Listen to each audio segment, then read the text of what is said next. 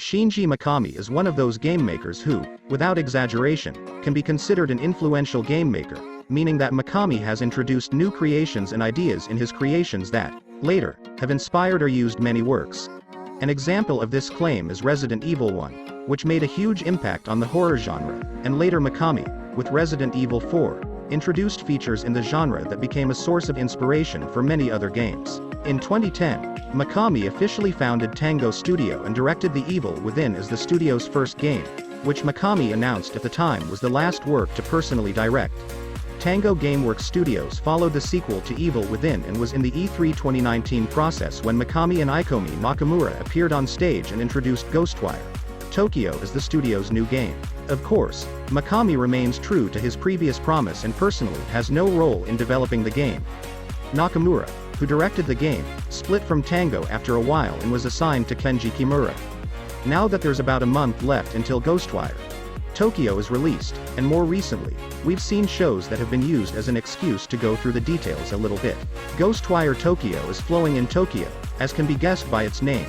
A man named Haniya, who has a history of research in the field of ultranatural science, performs a magic that results in the disappearance of almost the entire population of Tokyo, and this abandoned space is the best place for evil spirits to appear now roaming around the city. The protagonists, a survivor, of course, if we can name his condition as a survivor, who at the beginning of the game, wakes up and realizes that he is possessed by one of these ghosts governing the city, but the difference is that the spirit has a special purpose and wants this character to go to battle the evil spirits using the skills and power he has acquired. Finally, defeat Haniya. Ghostwire Tokyo story information is summarized in the same way, and at a relatively short distance from publication.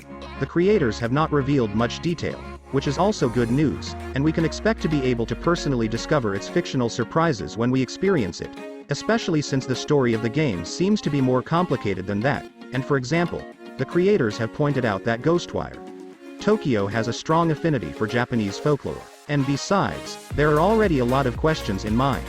Why has Haniya performed such a magic that the result is the complete emptying of the city of inhabitants haunts? Or why the spirit that the protagonists and has given him so many powers wants to defeat Haniya? The version of Tokyo that we step into in Ghostwire Tokyo is quite modern. Even the creators have announced that some of the city's famous and current buildings can be seen in the game. It may seem like we're going to be dealing with a horror game, given the previous built-ins of Tango Studios, as well as the shows that have been date to game. But the fact is that the creators themselves have declared Ghostwire Tokyo is more of an adventure action experience. And although we'll see supernatural elements and scary things like terrible enemies, we shouldn't expect a perennial fear like the Evil Within. Another reason that has turned the game into a more action effect is its focus on presenting exciting campaigns. After some time of Ghostwire Tokyo development, Shinichiro Hara was added to the game development team.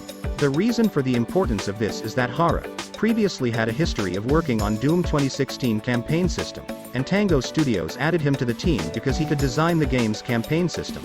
According to Hara, Ghostwire Tokyo's struggles are generally inspired by Kuji-kiri gestures, which have deep roots in Japanese martial arts and focus more on doing different hand gestures. Hara and other creators have added a series of supernatural elements to the game, and spells will play a very strong role in the game, and in addition, we will generally witness crowded action scenes that must be used to combine magic and other blows to take down the ghosts that attack you. Based on what we've seen in game shows today, Ghostwire Tokyo will have different enemies. Headless ghosts defending themselves using an umbrella, ghosts that are headed but whose faces are not known, creatures with a human appearance similar to those that fans of Japanese horror films are familiar with, and more. In battle with these creatures, you can perform and tap different spells by moving hands and from a first-person perspective. After the enemy's health levels drop to a certain level, the core of their souls will appear, which you can destroy by holding the corresponding key, causing that soul to die completely. It turns out that the variety of spells available to the player is high, and of course Ghostwire Tokyo also has role-playing elements, and over time, you'll have access to new features. Also, your tool for dealing with enemies is not limited to magic, and for example, the protagonist has a bow. In addition, although the main focus of the game is on fast and exciting action, it is also possible for you to achieve some objectives in a stealth way, and in this case, bow will play a very important role in the game. Ghostwire Tokyo is not a completely linear game either. While touring Tokyo, players will meet different characters who may have sub-missions for you.